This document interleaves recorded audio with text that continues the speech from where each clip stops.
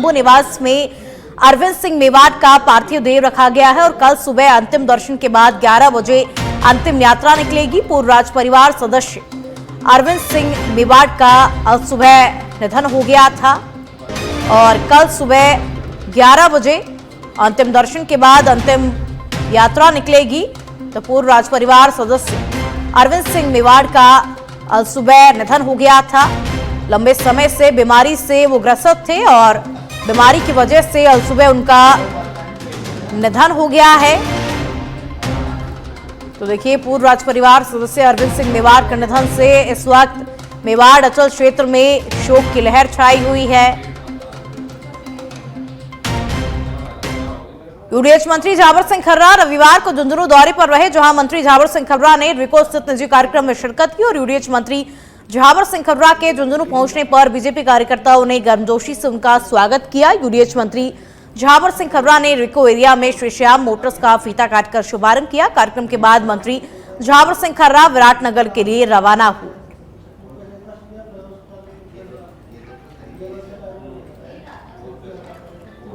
और झुंझुनू से बड़ी खबर आपको बता दें, 17 दिन की बच्ची की पानी में डुबोकर के हत्या कर दी गई है। घर में बनी पानी की होद में मासूम बच्ची का शव मिला है। मामले की जांच में अब पुलिस जुटी हुई है। शहर के नयाबास इलाके की ये पूरी घटना है। 17 दिन की बच्ची को पानी में डुबोकर के उसे मार दिया गया है। घर में बनी पानी की होद में मासूम बच्ची का शव मिला है। पुलिस अब इस पूरे घटनाक्रम की जांच करने में जुटी हुई है कि आखिर किसने बच्ची को मारा है। तो 17 दिन की बच्ची को पानी में डुबोकर मार दिया गया है। शहर के नयाबास इलाके की पूरी घटना आपको बता रहे हैं। घर में बनी पानी की होद में मासूम बच्ची का शव मिला है।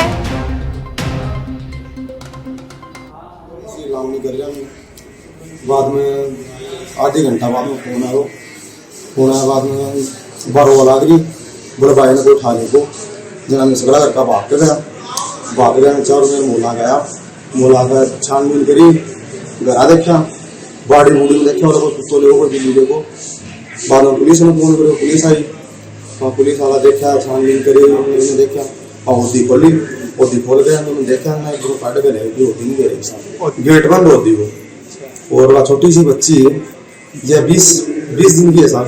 घर कोई को नहीं है तो मेरे भाई की 3 साल की बच्ची है बाकी बिना पूछे बेटा कौन है बोले पापा एक आदमी अपना भाई ने ठाक ले गो। तो 9 बजे के आसपास थाना जाओ सूचना मिली थी। 20 दिन के बच्चे है तो पानी टंके में डूब गए, मर गई। मौके पर पहुंचे तो पता चला पंकज पुत्र प्रताप सिंह जाति सैनी निवासी नयावास वार्ड नंबर 53 झुंझुनू की लड़की पानी के घर के अंदर ही पानी के टंके में डूबी हुई मिली, जिसके बॉडी को निकलवा हॉस्पिटल में रखवाया गया। पोस्टमार्टम करवा के मृत किया गया। आइंदा जांच की जा रही है। अभी कुछ कहा नहीं जा सकता, जांच कर बाद ही कुछ सामने आएगा तो बताया जाएगा। कोटा जिले की सांगो तहसील के मोईकला कस्बे में धुलंडी के मौके पर करीब 100 साल पुरानी परंपरा को कायम रखते हुए दूल्हे को गधे पर बिठाकर सैकड़ों ग्रामीणों ने जुलूस निकाला और 4 दिवसीय नहान लोकोत्सव के तहत नहान अखाड़ा बाजार पाड़ा और नहान अखाड़ा मालीपाड़ा की ओर से धुलंडी के दिन एक व्यक्ति को प्रतीकात्मक दूल्हा बनाकर के गधे पर बिठाया जाता है और इस दौरान सैकड़ों लोग जुलूस में शामिल होते हैं। जो व्यक्ति दूल्हा बनता है वो इसे अपने लिए सम्मान की बात मानता है और जुलूस के दौरान कई जगह दूल्हे का सत्कार भी किया जाता है। और नहान सदस्यों का कहना है कि ये परंपरा वर्षों से चली आ रही है और इसे लुप्त नहीं होने देंगे। आज के दिन दूल्हा बनकर गधे पर बैठना किसी तमगे से कम नहीं माना जाता और जुलूस देखने के लिए महिलाओं की भारी भीड़ उमड़ती है और घरों की छतों पर लोग इसे देखने के लिए जमा हो जाते हैं।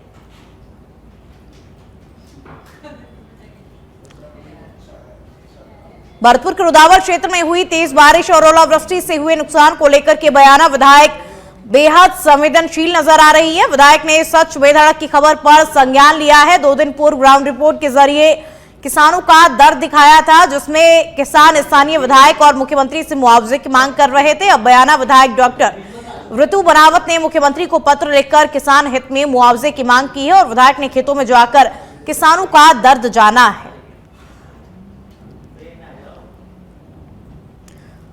तो खराब फसल की मुआवजे को लेकर के अब किसानों के दर्द को विधायक ऋतु ने जाना और विधायक ने खेतों में जाकर के किसानों के दर्द को भी जाना है। साथ ही मुख्यमंत्री को पत्र भी उन्होंने लिखा है।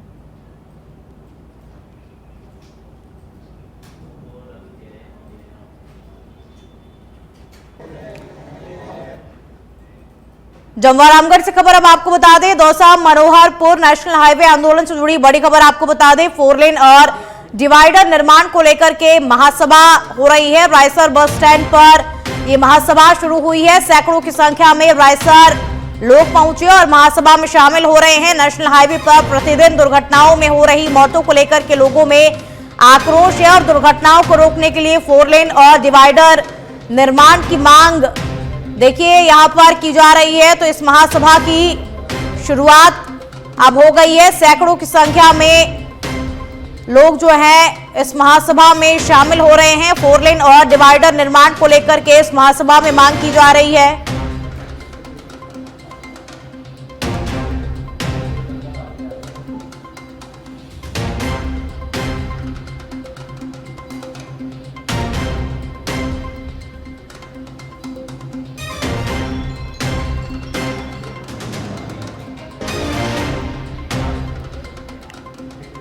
प्रदेश कांग्रेस की विस्तारित कार्यकारिणी की बैठक शुरू हो गई है और पीसीसी चीफ डोटासरा की अध्यक्षता में बैठक हो रही है। प्रभारी सुखजिंदर सिंह रंधावा इस बैठक में मौजूद है। नेता प्रतिपक्ष टीकाराम जूली भी इस बैठक में शामिल है। पूर्व सीएम अशोक गहलोत, सचिन पायलट भी इस बैठक में मौजूद है। तो देखिए नेता प्रतिपक्ष टीकाराम जूली भी इस बैठक में शामिल हो रहे हैं। साथ ही अशोक गहलोत, सचिन पायलट भी इस बैठक में मौजूद है। प्रदेश कार्यकारिणी की विस्तारित ये बैठक पीसीसी चीफ डोटासरा की अध्यक्षता में बैठक हो रही है और इस बैठक में पूर्व सीएम अशोक गहलोत, सचिन पायलट भी मौजूद हैं। साथ ही प्रभारी सुखजिंदर सिंह रंधावा भी इस बैठक में मौजूद है। प्रदेश कांग्रेस की विस्तारित कार्यकारिणी की बैठक, पूर्व सीएम अशोक गहलोत, सचिन पायलट इस बैठक में मौजूद है। तो बैठक की शुरुआत हो गई है और पीसीसी चीफ डोटासरा की अध्यक्षता में ये बैठक इस वक्त हो रही है। तो पूर्व सीएम अशोक गहलोत, सचिन पायलट और प्रभारी सुखजिंदर सिंह रंधावा भी इस बैठक में मौजूद है। तो आज सुबह प्रभारी सुखजिंदर सिंह रंधावा जयपुर एयरपोर्ट पर पहुंचे, जहां पर टीकाराम जूली ने उनका स्वागत किया और अब इस बैठक में भी वो शामिल हो रहे हैं। तो पूर्व सीएम अशोक गहलोत, सचिन पायलट भी इस बैठक में मौजूद है। ये बैठक कई मायनों में अहम मानी जा रही है। तो नेता प्रतिपक्ष टीकाराम जूली भी इस बैठक में शामिल हैं और देखिए बैठक कांग्रेस के लिए कई मायनों में अहम मानी जा रही है। पूर्व सीएम अशोक गहलोत, सचिन पायलट भी इस बैठक में मौजूद है।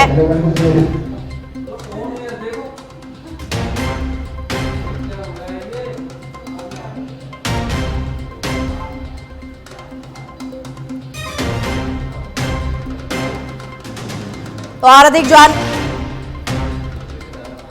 अधिक जानकारी के साथ हमारे संवाददाता सुनील यादव लाइव जुड़ चुके हैं। सुनील, बैठक शुरू हो गई है, किन किन मुद्दों पर इस बैठक में चर्चा हो रही है फिलहाल?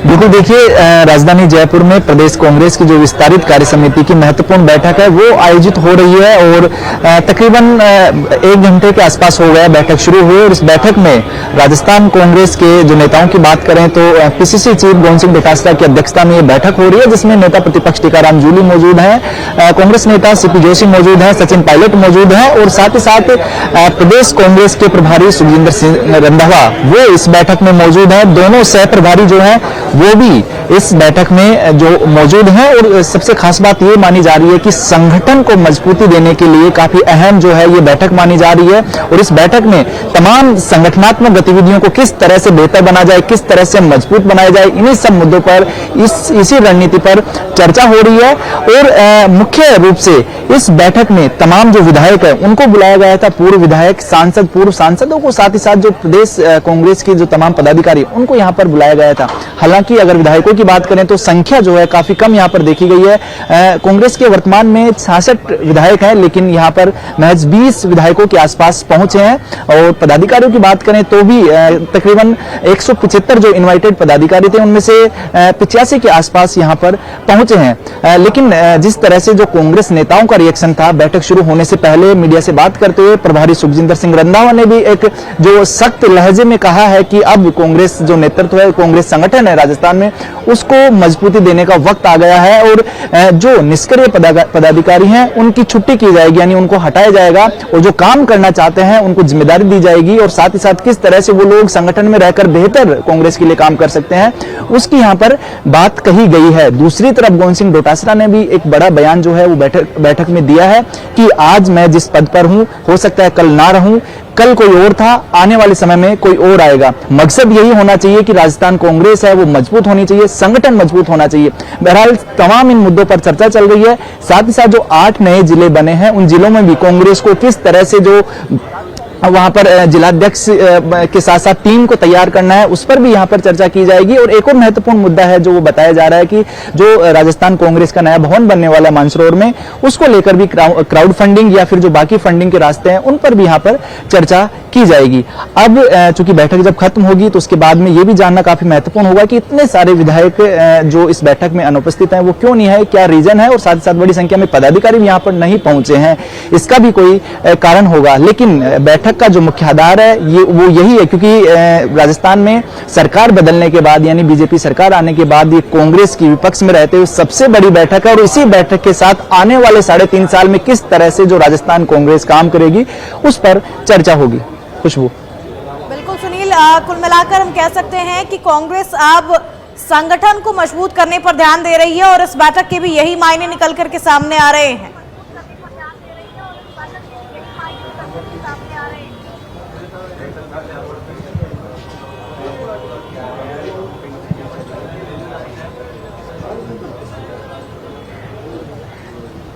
बिल्कुल सुनील, देखिए कह सकते हैं कुल मिलाकर अगर देखा जाए तो संगठन को मजबूत करने पर अब कांग्रेस लगातार कोशिशें कर रही है कि संगठन को अब मजबूत किया जाए कैसे भी करके।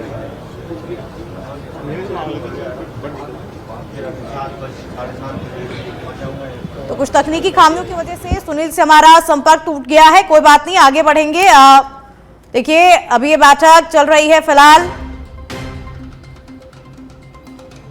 12 विधायक और पूर्व अलवर सांसद आज अपने निवास स्थान अलवर में हसना का मेवात पहुंचे और लोगों से मुलाकात की। वहीं जनसुनवाई करते हुए लोगों को आश्वस्त किया और कहा कि जल्द से जल्द समस्याओं का समाधान किया जाएगा। वहीं मीडिया से बातचीत करते हुए उन्होंने कहा कि निश्चित रूप से जब वो अलवर आते हैं तो वो यहाँ के लोगों से मुलाकात करते हैं और जनता से जुड़ी समस्याओं को सुनते हैं और सुनने के साथ साथ उनके निवारण के उपाय भी देते हैं। वहीं कहा कि राजस्थान में जिस तरह कांग्रेस सरकार में क्राइम चरम पर था और कांग्रेस सरकार में चोरी, लूटपाट, डकैती, दुष्कर्म के मामले अक्सर सामने आते थे, लेकिन जब से बजनलाल की सरकार आई है तब से क्राइम में कमी आई है। अलवर में आना और लोगों की सेवा के लिए जीवन है, तो उसी भाव से अब राजनीतिक दायित्व भी है तो उसका निर्वाह करते हैं समय समय पर। और हमारे सभी जनप्रतिनिधि करते हैं कि जनता जनार्दन की समस्याओं को सुनना और या उनके कोई सुझाव है या उनके कोई विकास की बात है उन सबको सुनना और उसके अनुसार जो है कि जितना हो सके उसके लिए उनका मदद करना, यही उद्देश्य हम सबका रहता है। उसी भाव से आज सब लोगों से मिलना हुआ है और कुछ लोगों के काम हैं, उन कामों को भी संज्ञान में लेकर और सब। जो दोनों की पिलाने से खबर अब आपको बता दें, धर्मसभा के आड़ में धर्मांतरण कराने का आरोप लगा है। पिलानी की वाटिका कॉलोनी के मकान में धर्मसभा हो रही थी। हिंदूवादी संगठनों ने मौके पर पहुंच करके इसका विरोध जताया और सूचना के बाद मौके पर पिलानी पुलिस पहुंची। हिंदूवादी संगठनों का आरोप है कि धर्म सभा की आड़ में धर्म परिवर्तन की गतिविधियों का संचालन हो रहा है। तो पिलानी की वाटिका कॉलोनी के मकान में धर्म सभा हो रही थी और हिंदूवादी संगठनों ने मौके पर पहुंच करके इसका विरोध जताया और कहा कि धर्म सभा की आड़ में धर्मांतरण कराया जा रहा है, धर्मांतरण जैसी गतिविधियों का संचालन किया जा रहा है धर्म सभा की आड़ में।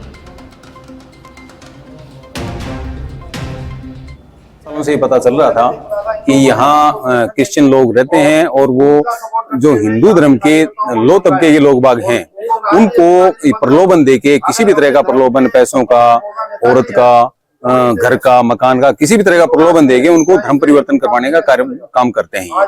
तो हमें पता चला, काफी दिन से पता चल रहा था, लेकिन इस रविवार को हमने लोगों से जांच पड़ताल करवाई तो यहाँ लोग बाग इकट्ठे हो रहे थे और हमने तुरंत यहाँ आके इकट्ठे हो गए और इकट्ठे होने के बाद में हमने पुलिस को सूचना दी। पुलिस प्रशासन यहाँ आया और पुलिस प्रशासन ने यहाँ आकर उनको अंदर से बाहर निकालने की कोशिश की, लेकिन कोई।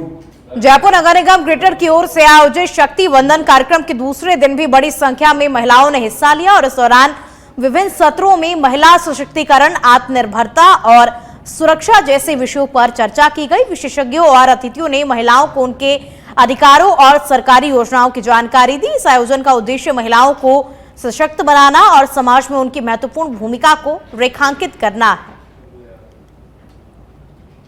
और सिरोही के आबरोड से बड़ी खबर आपको बता दें, शराब के नशे में आरोपी ने कांग्रेस कार्यकर्ता के साथ में मारपीट की है। कार्यकर्ता ने मौके से भाग करके अपनी जान बचाई है और मर्डर करने की धमकी देने का भी आरोप लगाया है। पीड़ित ने रिको थाने में इस मामले को दर्ज करवाया है। रिको थाना क्षेत्र के सियावा मालियावास के पास की पूरी घटना है। तो शराब के नशे में आरोपी था, कांग्रेस कार्यकर्ता के साथ में उसने मारपीट की, मर्डर करने की धमकी देने का भी आरोप पीड़ित ने लगाया है। पीड़ित ने रिको थाने में इस मामले को दर्ज करवाया। मुख्यमंत्री विष्णुदेव साय ने आज आगरी के हवाई पट्टी में 3 सीजी एयर एक्सवीएन एनसीसी रायपुर के कैंडिडेट का उत्साहवर्धन किया और उनके अनुभव जाने। मुख्यमंत्री ने कहा कि जशपुर के युवाओं विमानन ले क्षेत्र में जशपुर के युवा पायलट में अपना भविष्य बनाए और इसके लिए छत्तीसगढ़ शासन हर संभव सहायता उपलब्ध कराया जाएगा। उन्होंने बच्चों को जशपुर के पर्यटन स्थल का भ्रमण करवाने के निर्देश दिए हैं और मुख्यमंत्री ने माइक्रो लाइट एयर स्क्वाड्रन विमान का अवलोकन कर तकनीकी जानकारी ली। देखिए, मैं एक दिन रायपुर में मिला था तो एनसीसी कैडेट्स जो विमानन का प्रशिक्षण ले रहे थे उन्होंने अपनी डिफिकल्टी बताई, कहे कि रायपुर बड़ा व्यस्त एयरपोर्ट है, एयर ट्रैफिक बहुत वहाँ पर रहता है।